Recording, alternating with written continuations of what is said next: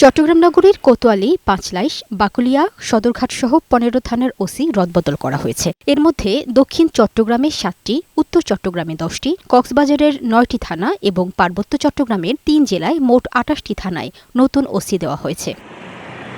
তবে লটারির মাধ্যমে রদবদল নিয়ে যোগ্য ও অভিজ্ঞতার প্রশ্ন তুলছেন সাধারণ মানুষ। এটা আমার কাছে মনে হয় এই যোগ্যতা সম্পন্ন অফিসাররা পদায়ন থেকে বঞ্চিত হয়েছে। লটারির মাধ্যমে যেটি করছে সেক্ষেত্রে অনেক সময় দেখা যায় যাদের অভিজ্ঞতা নাই, অনেক সময় কম অভিজ্ঞতা সম্পন্ন ব্যক্তিও কিন্তু বিভিন্ন গুরুত্বপূর্ণ থানায় পড়ে যেতে পারে। আইনশৃঙ্খলা পরিস্থিতি আরও গতিশীল ও জবাবদিহিতামূলক করতে পারলে নির্বাচন সুষ্ঠু হবে মনে করেন নেতারা। নিরপেক্ষ সরকারের অধীনে একটা সুষ্ঠু ভোট হবে, এটা আমি ক্যান্ডিডেট হিসেবে আমি যেমন আশাবাদী, ভোটাররাও আশাবাদী।